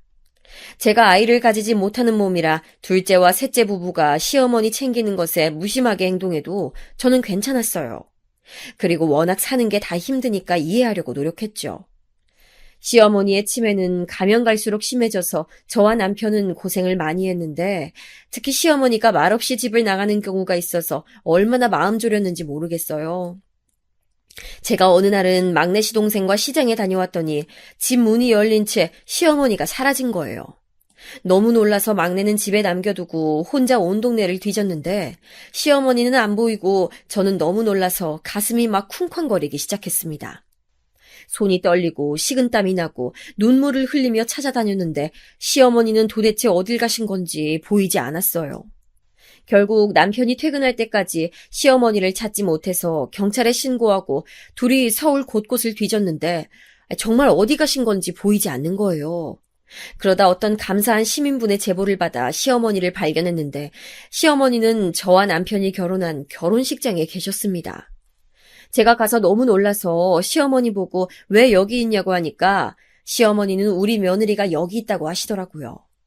그렇게 정신이 오락가락해도 아들보다 저를 챙기셨던 분이세요. 그러니 제가 안 챙길 수가 있을까요? 제가 그렇게 챙길 때 동네에서 저보고 다른 시동생들은 뭐 하길래 집에 찾아오지도 않냐고 묻더라고요. 사실 우리 시댁은 명절을 챙기지도 않고 제사도 없어서 둘째와 셋째 시동생 부부는 1년에 한두 번 정도만 보는 게 다였습니다. 저는 그래서 동서들하고 그렇게 친하지 않은 편이었어요. 동서들이 집에 와도 어색하게 그냥 인사하고 미리 준비한 요리를 대접하는 게 다였습니다. 제가 성격이 막 활발한 편도 아니라 먼저 다가가는 게 어렵더라고요. 반면 동서들은 둘이 꽤 자주 만나는지 저보다 확실히 둘이 더 친밀했습니다. 그래도 서운하거나 그러진 않았고 둘이라도 잘 지내니 얼마나 다행인가 생각했어요. 가족끼리 친하게 지내면 좋잖아요. 듣기론 둘째와 셋째 동서 둘 다 친정이 여유 있어서 괜찮게 사는 것 같더라고요. 우리 시댁이 가난하니까 동서들 집안이 여유 있어 오히려 다행이라고 생각했습니다. 막 부자까지는 아니어도 확실히 여유 있으면 다행이잖아요. 그래서 남편과 저는 오히려 시동생 둘 다 결혼하고 소식이 없어도 잘 살면 됐다고 생각했습니다.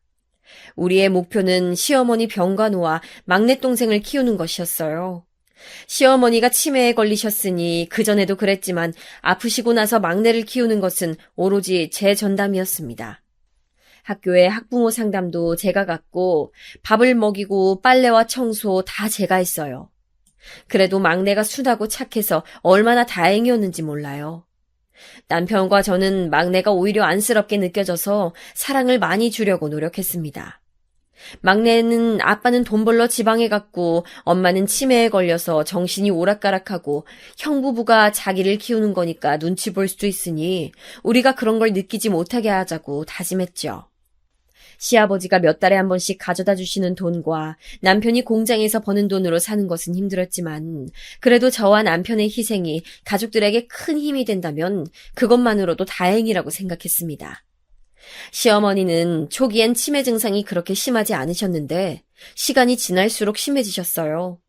집 밖을 자주 나가셔서 앞서 말했듯 저는 문단속을 자주 했었는데 또 너무 집에만 있으면 답답해 하시니까 일부러 같이 밖에 나가면 시어머니는 눈을 한 몇 초만 다른 곳에 두면 어디론가 사라지셨어요.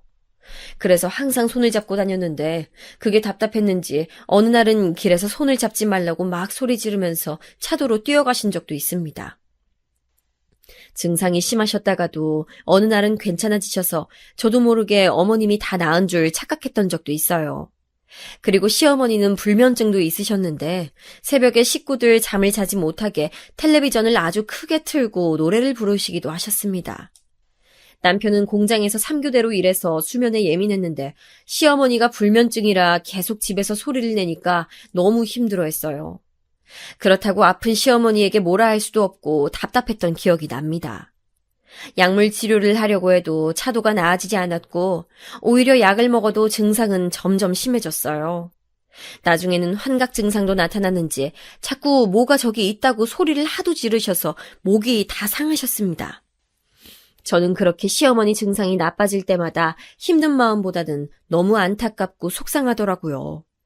제가 아무 소리 안 하고 시어머니를 돌보니까 남편은 저에게 미안하다고 시어머니를 요양원에 보내자고 한 적도 있습니다. 저도 요양원에 보내서 전문적인 사람들에게 맡기는 것이 나을 수도 있을 것 같아 요양원에 방문해서 사실 등록했던 적도 있어요. 시아버지도 그러자고 해서 요양원에 시어머니를 맡기고 돌아왔는데 그날 밤 도저히 잠이 오지 않더라고요. 그래서 결국 바로 다음 날에 시어머니를 집으로 다시 데리고 왔습니다. 남편과 시어머니가 저에게 그러지 않아도 된다고 했지만 도저히 저를 챙겨주셨던 분을 외면할 수가 없었어요. 제가 다시 집에 데려왔다고 하니까 동서들은 굳이 그래야 하냐고 저에게 살짝 불만을 표현하기도 했습니다. 하지만 저는 저를 딸처럼 아들보다 아껴주셨던 분을 외면하는 게 쉽지 않더라고요. 시어머니는 그렇게 집으로 돌아오셨는데 사실 그때 이미 증상이 너무 심해지셨어요. 난폭 행동도 심해져서 어느 날은 힘이 어디서 나오는 건지 시어머니 방에 있는 텔레비전도 벽에 던지시더라고요. 제가 자네를 치우려고 다가가면 저보고 나가라고 소리를 지르고 때리시기도 하셨습니다. 저도 막판엔 많이 지쳤는데 그래도 어쩌겠어요. 그렇게 시어머니는 결국 치매 증상도 심해지시고 몸이 너무 안 좋아지셔서 돌아가시게 됐습니다. 집에 계시다 돌아가셨는데 시어머니를 처음 발견한 것도 저였어요. 남편은 공장에 출근하고 막내는 학교 간 사이에 시어머니가 저를 부르는 것 같아 방에 들어갔더니 시어머니가 너무 힘들어 하셨어요. 제가 전화할 핸드폰을 찾자 시어머니는 마지막으로 제 손을 꼭 잡고 저에게 미안하다고 말씀하시고 돌아가셨습니다. 그렇게 저는 시아버지에게 연락하고 시동생들과 남편에게 연락하고 막내 학교에도 전화하는데 어찌나 손이 떨리던지 전화를 하다 방에 엎드려서 울었어요. 그렇게 시어머니 장례 치르는데 누가 보면 제가 딸인 줄 착각할 정도로 제가 제일 슬퍼했습니다. 다들 장례식장에서 저보고 고생했다는데 저는 힘들었지만 시어머니가 돌아가신 게 더 충격이었어요. 시아버지도 제 손을 붙잡고 미안하다고 우시는데 저는 그런 소리 말라며 같이 울었습니다. 아가, 내가 면목이 없어. 늘 고생만 시켜서 미안하다. 정말 미안해. 아니에요. 제가 원해서 그런 거잖아요. 괜찮아요. 남편도 저에게 너무 고생 많았다고 하는데 저는 시어머니까지 제 곁을 떠나니까 어찌나 허망했는지 몰라요. 그렇게 시어머니가 돌아가시고 집이 너무 쓸쓸해서 혼자 외로워하니까 시아버지가 그동안 시어머니 병간호하느라 수고했다고 저한테 명품 가방을 하나 선물해 주셨어요. 저는 어차피 가방이 있어도 어디 갈 곳도 없고 그런 비싼 가방은 제 수준의 사치라고 생각해서 4번을 거절했는데 시아버지는 억지로 사서 집에 두고 지방으로 내려가셨습니다. 그런데 동서들이 우리 집에 왔다가 그 가방을 보고 어디서 났냐고 하더라고요.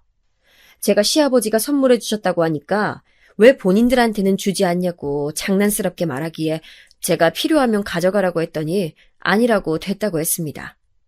그 뒤로도 시아버지는 저를 유독 챙겨주시긴 하셨어요. 가족끼리 어디 음식점에 가도 항상 저를 제일 먼저 챙기셨고 용돈도 자주 주셨습니다. 하지만 그래도 남편과 저는 형편이 그렇게 좋지 않아 둘째와 시동생 부부에 비하면 잘 사는 편은 아니었어요. 그래서 어쩌다 가족들이 다 모일 때도 둘째 동서와 셋째 동서가 부동산 얘기하며 어디는 어떻고 저기는 어떻다고 얘기할 때도 저는 끼지 못했습니다. 뭐 저도 투자한 적이 있어야 부동산 얘기를 하지. 저는 결혼해서 한 번도 이사하지 않고 그대로 남편이 어릴 때 살던 그 집에서 계속 살고 있었거든요. 서울에 있는 집이긴 했지만 많이 낡았고 또 위치가 좋은 편은 아니라 집값이 낮은 편이었습니다. 둘째 동서가 셋째 동서보다 친정이 더 여유 있다고 들었는데 둘째 동서는 우리 집에 오면 너무 좁다고 대놓고 말할 정도였어요. 동서들은 꾸미는 것에 관심도 많고 투자에 관심도 많아 둘은 자주 만나는 것 같았습니다. 시어머니 산소에 갈 때나 시아버지가 올라오시면 만나곤 했는데 그럴 때마다 제가 모르는 얘기를 둘이 하곤 했어요. 둘이 저와 남편이 사는 집은 재개발이 되지 않을 거라고 이사하는 게 낫지 않겠냐 하던데 저도 그렇고 남편도 그렇고 재산 증식에 대해 크게 관심이 없었고 무엇보다 잘 몰라서 대답하기가 곤란하더라고요. 그리고 또 막내가 당장 학교에 다니고 있으니 이사해서 새로 갈 곳을 찾는 것도 힘들었고요. 그래서 저는 자연스럽게 대화에 끼지 못하는 상황이 많았습니다. 둘은 꾸미는 것에도 관심이 많아 요즘은 뭐가 유행인지 잘 알던데 저는 그동안은 시어머니 치매 간호하느라 바빠서 도통 뭐가 유행인지 알지도 못했고 또 애초에 관심도 많지 않았어요. 관심사가 다르니까 어울리는 것이 저에게 힘들기도 했고 또 저는 몸에 문제가 있어 아이를 낳지 못했는데 동서들은 아이를 각각 2명씩 낳았거든요. 아무래도 아이를 비슷한 나이로 낳으니까 할 말이 많았을 거예요. 학원은 어디가 좋고 아이 교육엔 뭐가 좋은지 얘기하는데 거기 낄 수가 없었어요. 그리고 저도 남편의 막내 동생을 잘 키운다고 키웠지만 저도 그렇고 남편도 그렇고 시부모님도 그렇고 교육에 막 크게 생각이 있질 않았습니다. 그래서 뭘 물어봐도 저는 제대로 대답해 줄 수가 없으니 동서들은 자기들끼리만 연락하고 얘기하는 게 굉장히 자연스러웠어요. 셋째 동서는 심지어 시아버지가 저에게 주신 명품 가방을 빌려가서 돌려주지 않기도 했는데 어느 날 동서가 그걸 생각 못하고 시아버지가 있는 자리에 들고 온 적도 있어요. 그 가방 내가 첫째 며느리한테 사준 거 아니니? 아, 맞아요. 제가 형님에게 잠시 빌렸어요. 그걸 왜 네가 가지고 있어? 당장 돌려줘. 시아버지가 저렇게 말하니까 제가 중간에서 눈치가 보여서 괜찮다고 했더니 셋째 동서는 저에게 돌려줬는데 다음날 저에게 본인이 빌려간 게 싫었으면 말을 하지 왜 시아버지를 시켜서 본인을 무안주냐고 연락이 왔어요. 저는 전혀 그런 의도가 아니어서 아니라고 해명했지만 동서 기분은 이미 상한 뒤였습니다.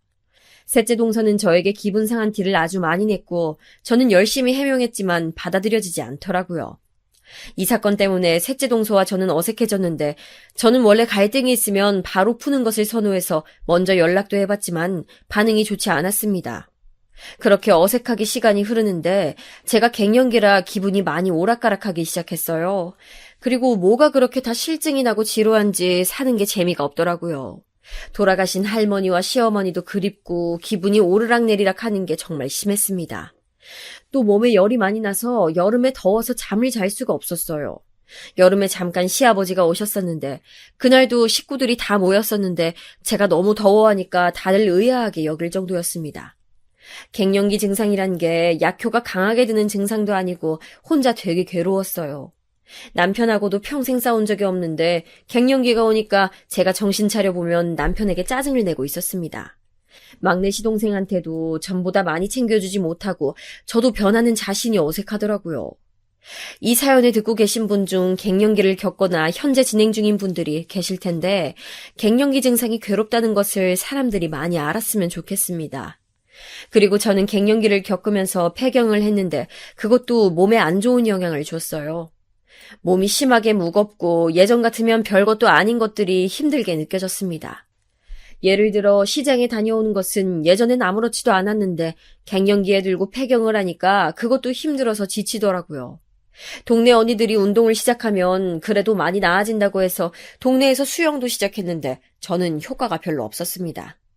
그리고 괜찮아진 줄 알았는데 시간이 지날수록 돌아가신 할머니와 시어머니 생각이 많이 났어요. 두 분처럼 저도 결국 죽을 텐데 사는 게 무슨 의미가 있나 싶었습니다. 동서들은 자식이라도 있지 저는 제 유전자를 남길 사람도 없고요. 물론 막내 시동생을 아들처럼 생각하고 키웠지만 생물학적으로 제 피를 나눈 가족은 아니니까요.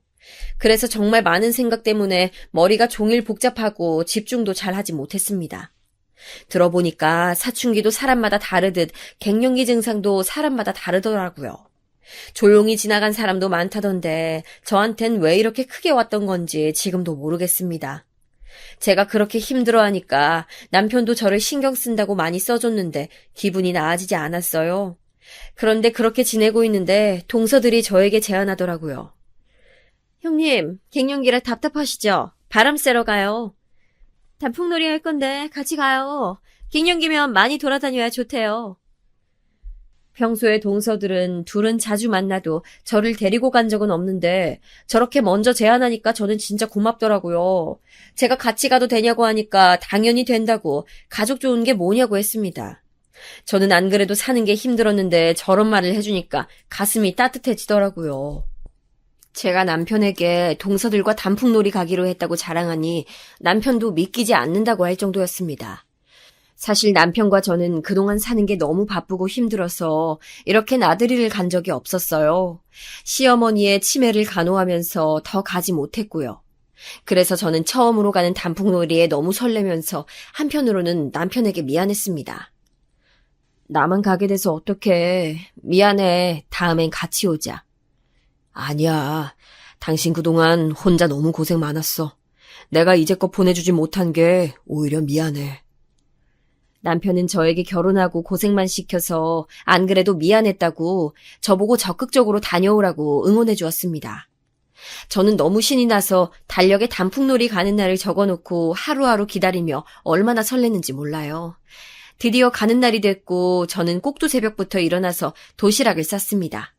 막내 시동생과 남편 목도 챙겨놓고 설레는 마음으로 동서들을 만났어요. 단풍놀이 장소는 지방에 있는 곳이었는데 셋째 동서가 본인이 알아왔다고 자기만 믿으래서 저는 동서를 철석같이 믿었습니다. 버스를 타고 간다기에 타기로 한 장소에 도착했더니 동서들은 이미 와 있더라고요. 제가 동서들한테 도시락을 가져왔다고 하니까 셋째 동서는 뭘 그렇게 챙겨왔냐고 웃었습니다. 그렇게 셋이 버스를 타고 지방으로 내려가는데 저는 너무 행복했어요. 창가에 앉아서 고속도로를 타고 내려가는 길을 보는데 너무 심장이 쿵쾅거리고 기분이 날아갈 것 같았습니다. 중간에 휴게소를 들리길래 내려서 남편에게 전화하니까 남편이 잘 가고 있냐고 하더라고요. 전 너무 즐거워서 다음엔 같이 오자고 대답하고 버스에 타서 잠깐 자고 일어나니까 내리라고 해서 내렸습니다. 다 모여서 출발하고 내려올 때도 같이 내려와야 한다고 인솔하는 사람이 말하며 절대 이탈하지 말라고 주의까지 줬어요. 그리고 올라가기 시작했는데 저는 산에 온 것도 너무 오랜만이라 마지막에 등산한 게 언젠지 기억도 나지 않을 정도라 조금 뒤처지게 됐어요. 동서들이 제 뒤에서 따라오다 어느새 저를 앞질러 갔는데 저는 저 때문에 동서들이 방해될까봐 먼저 가라고 했습니다. 산에 오르는 기분은 그때까진 아주 좋았어요. 저는 서울에서 살았기 때문에 이런 자연의 공기를 마시니까 뇌가 정화되는 기분도 들고 단풍도 아주 예쁘더라고요. 물론 서울에도 산이 많지만 사람이 많아 이렇게 본격적으로 나무로 둘러싼 곳은 없었거든요. 그렇게 올라가는데 잠시 쉬면서 점심을 먹는다고 인솔자가 말했습니다. 저는 도시락을 꺼내며 동서들을 찾았는데 동서들도 저를 찾고 있었어요. 동서, 여기야. 형님, 도시락 어딨어요? 아우, 배고프다. 와, 아침부터 싼 거예요? 저는 새벽에 일어나서 도시락을 정말 열심히 쌌는데 계란말이, 갈비찜, 탕수육 등 정성스럽게 쌌어요. 그걸 다 들고 올라오느라 느리게 올라온 것도 많고요. 그래도 동서들이 맛있게 먹어주니까 힘든 게 다 없어지는 기분이 들었습니다. 어깨가 끊어지는 줄 알았지만 도시락을 깨끗하게 비우는 동서들을 보며 다음에도 같이 오자고 말했어요. 저를 데려와줘서 고맙다고 말하니 동서들은 별말은 없었어요. 동서들과 저는 제가 따로 챙겨온 과일과 커피, 과자까지 다 먹고 산행을 계속했습니다. 동서들은 둘이 등산을 자주 하는 편이라 저보다 훨씬 능숙하게 잘 올라가더라고요. 저도 점심을 먹었으니까 속도 든든하고 도시락도 가벼워져서 오전보다 열심히 올라갈 수 있었습니다. 그렇게 등산하는데 산이 되게 예쁜 거예요. 알록달록한 단풍을 보니 시간 가는 줄 몰랐어요. 이런 광경을 저만 보다니 남편에게 미안한 마음도 들고 한편으론 우리 할머니와 시어머니도 이런 광경을 보셨으면 얼마나 좋았을까 생각도 들었습니다. 두 분 다 고생만 하다 가셔서 세상에 이런 좋은 풍경은 보지도 못하고 돌아가신 게 정말 한스러웠어요. 그렇게 단풍 구경도 하고 나무 냄새도 맡으며 열심히 올라가는데 어느 순간 다른 사람들과 동서들이 보이지 않는 거예요. 저는 제가 너무 못 따라갔나 싶어서 서둘러 위로 올라갔는데 진짜 아무도 보이지 않아서 당황스러웠습니다. 열심히 동서들을 불러봐도 대답이 없었고 심지어 같이 온 사람들도 보이지 않았어요. 분명히 동서들이 여기서 만나자고 했는데 거기엔 사람들이 한 명도 없는 거예요. 제가 빨리 올라온 것은 아닐 테니 분명 늦게 올라왔을 텐데 아까 점심을 먹을 때처럼 누군가 있지도 않았어요. 정말 이상해서 주위를 아무리 둘러봐도 사람은 한 명도 보이지 않았습니다. 인솔자도 보이지 않고 다른 등산객도 보이지 않았는데 분명히 동서들이 이곳에서 만나자고 했으니까 저는 계속 기다렸어요. 그렇게 몇 시간이 지났을까요? 해가 점점 어두워지고 기온도 내려가서 슬슬 춥더라고요. 지나가는 사람이라도 있으면 여기가 어디냐고 물어볼 텐데 그것도 아니고 저 혼자라도 하산해야겠다고 생각했습니다. 내려가다 보면 누군가를 만날 수도 있고 동서들한테는 내려가서 상황 설명하고 사과하려고 했지요. 그런데 저는 산을 많이 와본 경험도 없고 이 지역 자체를 처음 와서 내려가는데 길을 잃고 말았습니다. 중간에 어쩐지 이상하다고 생각은 했어요. 제가 올라오던 등산로와는 현저하게 다른 바위들이 주로 있었고 저는 눈앞이 캄캄했습니다. 그러다 너무 다리도 아프고 힘들어서 바위에 앉았는데 갑자기 눈물이 나오더라고요. 남편하고 전화라도 하고 싶었지만 이미 핸드폰으로 길을 비추느라 배터리는 나간 지 오래라 켜지지도 않았습니다. 등산이 취미이신 분들은 아실 텐데 등산보다 하산이 훨씬 위험하고 해가 지면 전문 산악꾼들도 힘들다고 해요. 저는 등산이 처음이라 전혀 몰랐었어요. 체력을 너무 소모하느라 힘들기도 했고 춥고 배가 고파 바위 위에서 깜빡 잠들었는데 꿈에 할머니랑 시어머니가 나오셨습니다. 두 분은 여기가 어디라고 오냐고 막 화를 내시며 소리를 지르셨는데 꿈에선 제가 너무 서러워서 다가가려고 하면 자꾸 뒤로 저를 미셨어요. 꿈에서 깼더니 제가 현실에서도 울고 있었고 식은땀까지 흘리고 있었습니다. 너무 추워서 가져온 가방을 보니까 아침에 남편이 저보고 혹시 모르니까 챙겨가라고 했던 핫팩이 있어서 그걸로 추위를 견뎠어요. 지금 생각하면 아마 하늘에서 시어머니와 할머니가 제가 죽을까봐 경고 주신 게 아닐까 생각이 들어요. 배가 고파서 가방을 뒤져봤는데 이미 오전에 도시락을 먹고 커피랑 과자까지 다 먹어서 먹을 게 없었습니다. 그래도 어떻게든 정신을 차리려고 노력하며 버티고 버텼어요. 저는 다른 것보다 무서웠던 것이 산에서 동물들이 나올까봐 그게 너무 무서웠습니다. 하필 그 산이 또 큰 산이라 야생동물이 나와서 공격하면 저는 이대로 산에서 죽게 될까봐 그게 너무 무서웠어요. 제가 등산을 자주 했으면 그래도 생존 방법에 대해 알 수 있었을 텐데 어딜 가봤어야 알지. 결혼하기 전에도 공장에서 돈 버느라 바빴고 결혼하고는 막내 동생 키우고 시어머니 칠매 돌보느라 이런 여유가 없었거든요. 문득 이 밤이 제 인생 마지막 밤은 아닐까 생각이 들어 혼자 이제까지 살아왔던 인생에 대해 회고하기도 했습니다.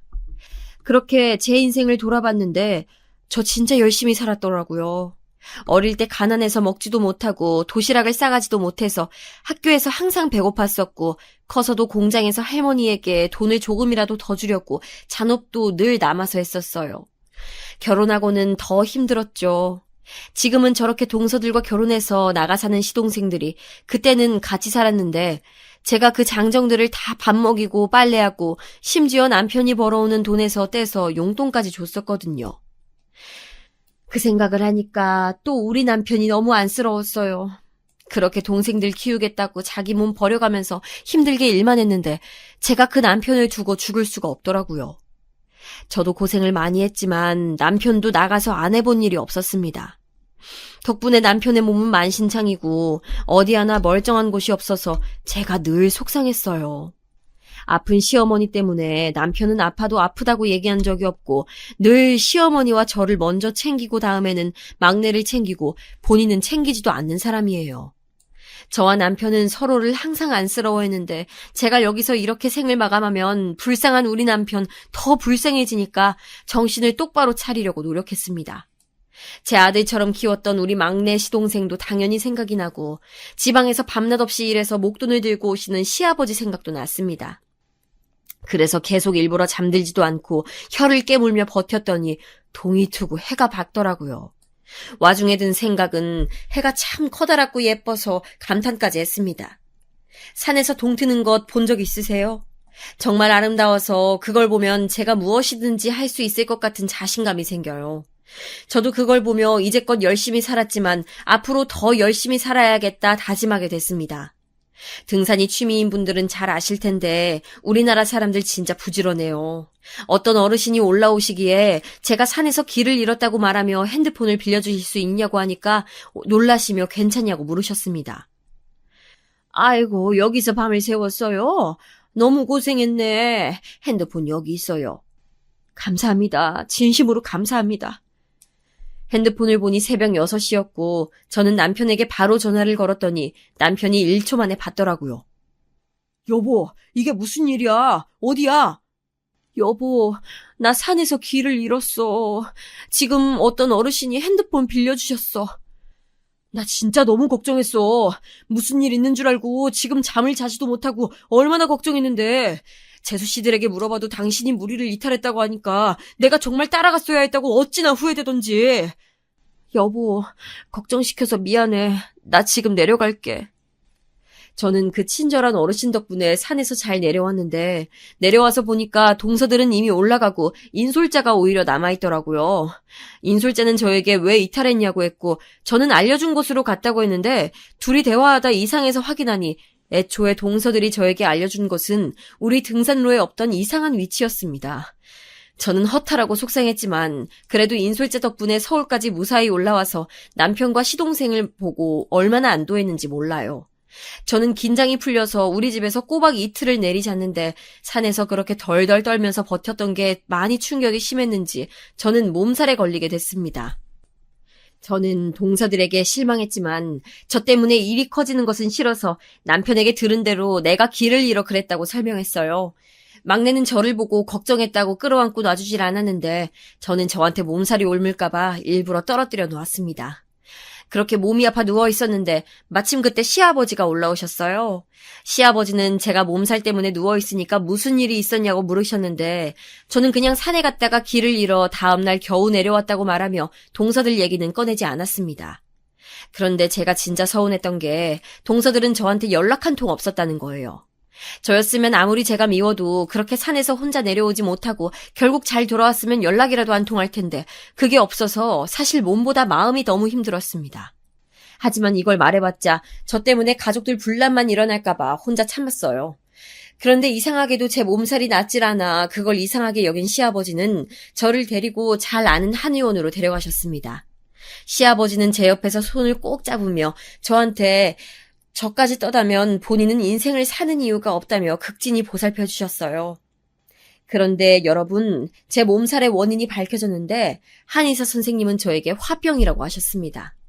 제가 두통이 너무 심하고 가슴이 답답하고 막 미칠 것 같다 하니 속에 있는 응어리를 말하라고 하셨어요.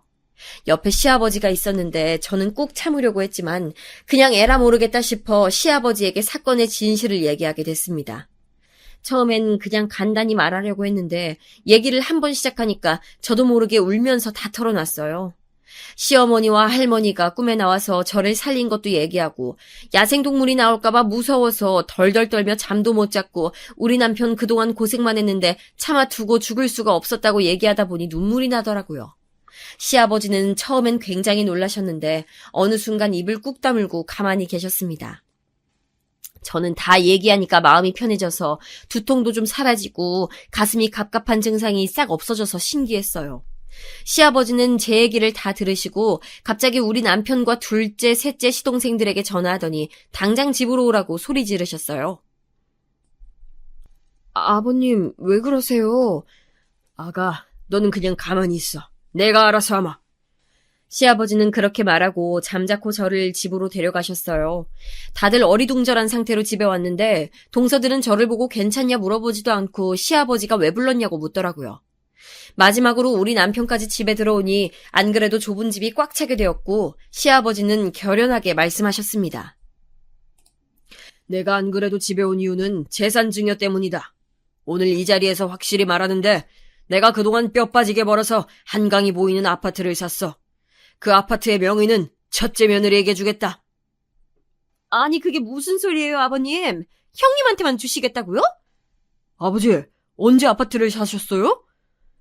저는 너무 어안이 벙벙해서 아무 말도 하지 못하고 막내 동생만 끌어안고 있었는데 시아버지는 저를 보며 말씀하셨어요. 그동안 우리 가족이 너에게 많이 의지했으니 이제 행복하게 살아가. 품에 있는 내 자식도 네가 다 키웠잖아. 그리고 이건 죽은 내 아내의 유언이기도 해. 알고 보니 제가 시집 와서 고생하니 시어머니가 치매 초기 때 시아버지에게 무슨 일이 있어도 모은 돈은 다 저를 주라고 하셨대요. 저는 그 말을 듣고 또 시어머니가 너무 보고 싶어서 눈물이 나와서 훌쩍거리니까 동서들은 저를 째려보더라고요. 시아버지는 본인이 그렇게 힘들게 모은 돈으로 이미 서울과 가까운 지방에 혼자 살 집을 사셨다고 한강이 보이는 아파트는 제 명의로 하자고 다시 말씀하셨습니다. 안 그래도 투자에 관심이 많던 동서들은 대놓고 시아버지에게 거세게 항의하다 시아버지의 한마디에 조용해졌어요. 너희는 내 아내 아플 때 하루라도 돌본 적이 있어? 물론 제가 그런 아파트를 바라고 시어머니 간호를 한 게 아니라는 것은 당연히 시아버지도 알고 계세요. 원래는 그 아파트를 팔고 아들들에게 분배하려 했는데 동서들이 저에게 한 짓을 듣고 시아버지는 그 아파트를 저에게 주셨습니다. 제가 공동명의를 하자고 남편에게 말했는데 남편은 아버지의 뜻이라며 거절했어요. 좁은 집에서 아파트로 이사 갔더니 좋았습니다. 처음엔 어색해서 남편과 우리 집이 아닌 것 같아 한참을 적응하는데 오랜 시간이 걸렸어요. 그리고 그 집에서 저는 막내 시동생이 대학에 갈 때까지 같이 살았고 막내는 성인이 되자마자 집을 나갔습니다. 제가 결혼 전까지 우리와 살자고 했는데 거절하더라고요. 그러면서 본인을 키워줘서 고맙다고 하니 요즘은 어찌나 맛있는 것도 사주고 예쁜 짓을 하는지 예뻐 죽겠어요. 시아버지는 본인의 뜻대로 지방에서 혼자 밭을 키우며 사시고 계십니다. 제가 놀러가면 우리 첫째 아기 왔냐며 키우신 채소와 과일을 어찌나 챙겨주시는지 몰라요. 동서들은 안 그래도 그렇게 친하지 않았었는데 시아버지가 저에게 아파트를 주고 나서는 뭐하고 사는지도 모릅니다. 남편은 동생들과 연락은 하는데 그렇게 친하진 않고요. 제가 남편에게 그렇게 청춘을 다 바쳐 동생들 키웠는데 돌아오는 건 끊긴 연락이라 착잡하지 않냐고 해도 속 좋은 남편은 인생이 어떻게 본인 원하는 대로 되냐고 저에게 오히려 말하는 사람이에요. 저는 부모도 없고 친척도 없고 심지어 자식도 없는데 그래도 정직하고 착하고 선하게 살려고 노력했더니 이렇게 여유 있게 사는 날이 왔습니다. 시아버지도 막내 시동생도 다 저만 보면 고맙다고 아직도 말씀하시는데 고마운 걸 고맙다고 말하는 것도 대단하잖아요. 제가 전생에 무슨 짓을 했길래 이런 가족을 얻었는지 모르겠어요. 아직도 할머니와 시어머니는 너무 그립고 요즘 꿈에 나온 지 오래됐는데 저를 언제 보러 와줄지 궁금합니다. 제 사연은 여기까지입니다. 여러분 제 사연 들어주셔서 정말 감사합니다. 저는 이번 주말에 남편과 시아버지 보러 갈 예정인데 가서 또 정성껏 잘 키운 채소와 과일을 한가득 담고 올라오려고요. 여러분들도 행복한 하루하루 보내시고 가족들과 탈 없이 행복하게 사시길 진심으로 바라요.